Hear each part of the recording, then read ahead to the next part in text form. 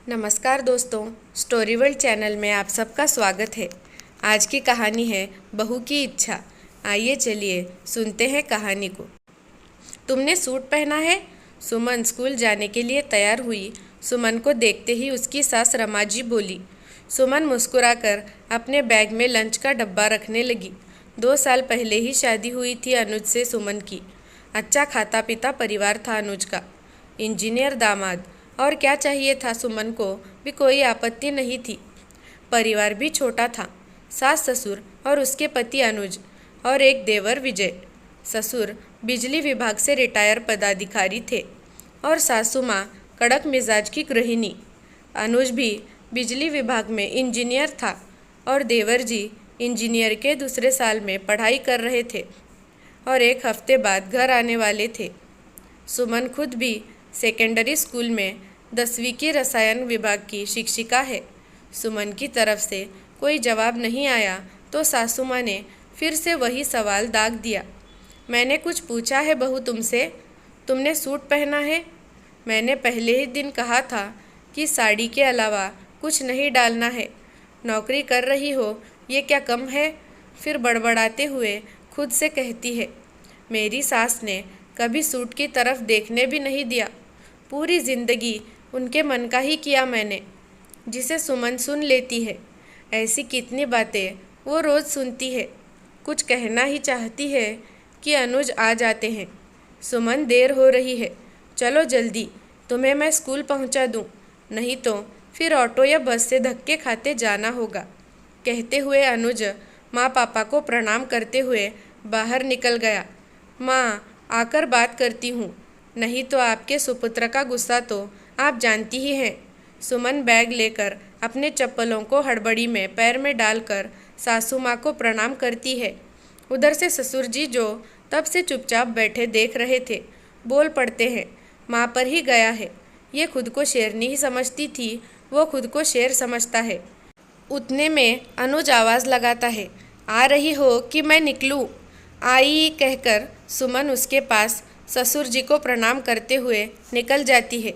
उतने में अनुज फिर से सुमन से कहता है, इतनी देर तक इंतज़ार नहीं कर सकता मैं, कोई और उपाय देख लो तुम। और गाड़ी स्टार्ट करता है। ये तो रोज़ का है, कौन जवाब दे, ये सोचकर अपनी किताबें देखने लगती है। और ये क्या पहन रखा है तुमने? माँ को ये सब बिल्कुल पसंद नहीं है, पहले ही बता चुकी है ना वो, सुमन वो कहती है। इसके बारे में भी हम शाम को बात करेंगे। अच्छा सुनिए, 1 हफ्ते बाद विजय भैया आ रहे हैं और मैं सोच रही थी उनसे गाड़ी सीख लूँगी। अब ये फितूर कहाँ से आया तुम्हारे दिमाग में? माँ को पसंद नहीं आएगा ये सब। सुमन कहती है, नहीं, वो मैं सोच रही थी एक छोटी सी गाड़ी ले लूँगी तो स्कूल आने जाने में भी दिक्कत नहीं होगी और बाहर के काम निपटाने में भी मुझे सुविधा रहेगी। लो, आ गया तुम्हारा स्कूल सुमन। हाँ ठीक है, बाय बोलकर सिर झटकते हुए स्कूल में प्रवेश कर जाती है। सुमन का मानना होता है कि अपने कार्य क्षेत्र पर बाहर के किसी तनाव के साथ नहीं जाना चाहिए, नहीं तो अपने कार्य के प्रति ईमानदार नहीं हो सकोगे।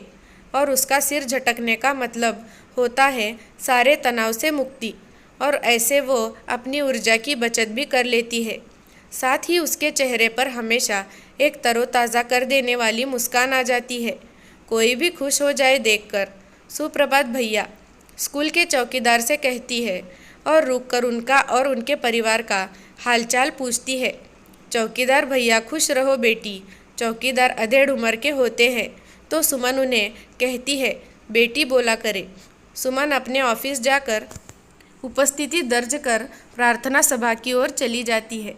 घड़ी देखती है तो प्रार्थना सभा शुरू होने में 10-15 मिनट बचे होते हैं, तो सोचती है स्कूल का एक राउंड ही लगा लूँ।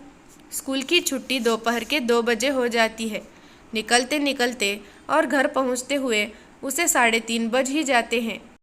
दिन का खाना बनाने के लिए उसने हेल्पर रखी हुई है, जो सास ससुर को दोपहर का खाना खिलाकर जाती है।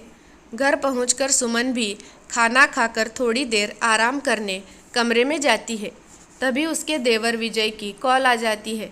क्या भाभी, क्या बवाल कर दिया है आपने आज? माँ काफ़ी गुस्से में थी और पापा आपकी तरफदारी में। विजय हंसता हुआ कहता है, आज मैंने सूट सलवार डाल लिया था।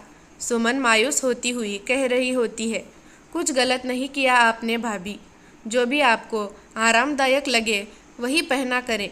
मैं तो ये जानना चाहता था भाभी कि इतनी हिम्मत आपके अंदर आई कैसे।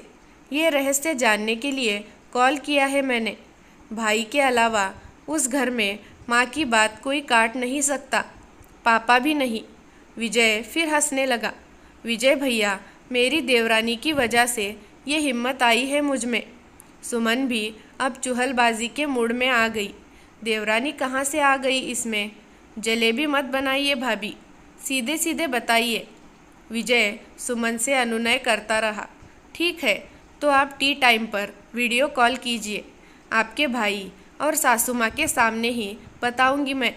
अब थोड़ी देर आराम कर लेती हूँ मैं, सुमन कहती हुए कॉल कट कर देती है।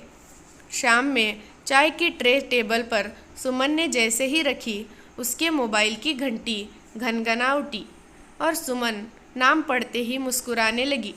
किसने कॉल किया है? बहुत मुस्कुरा रही हो। अनुज मोबाइल की ओर देखता हुआ कहता है, विजय भैया की कॉल है। सुमन कॉल ले लेती है। विजय वीडियो कॉल पर होता है। हाँ भाभी, बताइए अब आपके इस दुस्साहस के पीछे का कारण। सबको प्रणाम बोलकर विजय असल मुद्दे पर आता है। एक बात बताओ विजय, जब एक बार बात हो गई हो तो तुमने दोबारा बिना किसी खास कारण के कॉल क्यों किया? सिर्फ वक्त की बर्बादी है ये। विजय की माँ अकड़ती हुई बोली। बच्चे का मन किया सबसे बात करने का तो कर लिया उसने दोबारा कॉल। तुम भी ना रमा, बोलकर विजय के पापा हालचाल पूछने लगे। हाँ तो भाभी बताइए, विजय सुमन से कहता है। क्या बताना है? सुमन की तरफ देखते हुए अनुज पूछता है। दोपहर में विजय भैया ने मैंने सलवार सूट पहनने का दुस्साहस क्यों किया ये पूछा था, तो मैंने कहा था कि टी टाइम पर सबके समक्ष ही बताऊंगी। हाँ, तो मैंने रिश्तों की बचत के लिए सूट सलवार पहनने का दुस्साहस किया है। अब आप सब पूछेंगे कैसे? सुमन कहती है, जब से मैं आई हूँ माँ जी ने जो जो कहा है मैं वो सब कुछ करती आ रही हूँ, और माँ मुझे मेरे मन का करने देना नहीं चाहती। उसके पीछे एक ही कारण है, माँ का पूर्वाग्रह। मेरी इच्छाएं और माँ का पूर्वाग्रह जैसे अभी टकराते हैं, उसी तरह कल को मैं और मेरी देवरानी टकराएंगे। सुमन सांस लेने के लिए रुकती है। माँ कुछ भी मना करने से पहले या बाद में कहती है, मेरी सास ने भी मुझे मेरे मन का कभी नहीं करने दिया। अब कल जब मेरी देवरानी आएगी तो बहुत कुछ बदल चुका होगा। हो सकता है जो उसकी इच्छा हो वही पहने, वही खाए, आए जाए और कोई मना ना करे। तब उस स्थिति में मुझे घुटन होगी और मैं उसे सुनाऊंगी, जबकि उसकी कोई गलती नहीं होगी। फिर भी मेरे पूर्वाग्रह का निशाना वही होगी और इससे एक नहीं कई सारे रिश्तों में तनाव आ जाएगा। सुमन सासू माँ की तरफ देखते हुए बोलती है। इसीलिए मैंने सोचा कि मेरी सीमाओं के अंदर रहकर ही जो मेरी इच्छाएं हैं वो मैं करूं, जिसमें आरामदायक कपड़े, गाड़ी ड्राइव करना सीखना, ऐसे ही और भी इच्छाएं हैं। बस भविष्य के लिए घर के रिश्तों की बचत की एक छोटी सी मुहिम है ये मेरी। ना मैं मेरे अरमानों को मारूंगी और तब ना किसी के अरमान देखकर मुझे घुटन होगी। सुमन बारी बारी से सबको देखते हुए कहती है, नाज है बेटा तुम पर। ससुर जी उठकर सुमन के सिर पर हाथ फेरते हुए कहते हैं, प्राउड ऑफ यू भाभी। विजय ताली बजाते हुए कहता है। सुमन अपने पति और सासू माँ की ओर आशा भरी नज़रों से देखती है। दोनों ही मंद मंद मुस्कुरा रहे होते हैं, जिसमें स्वयं के लिए समर्थन का भाव देखकर सुमन खिल उठती है। दोस्तों, आपको कहानी कैसी लगी कमेंट करके ज़रूर बताना। धन्यवाद।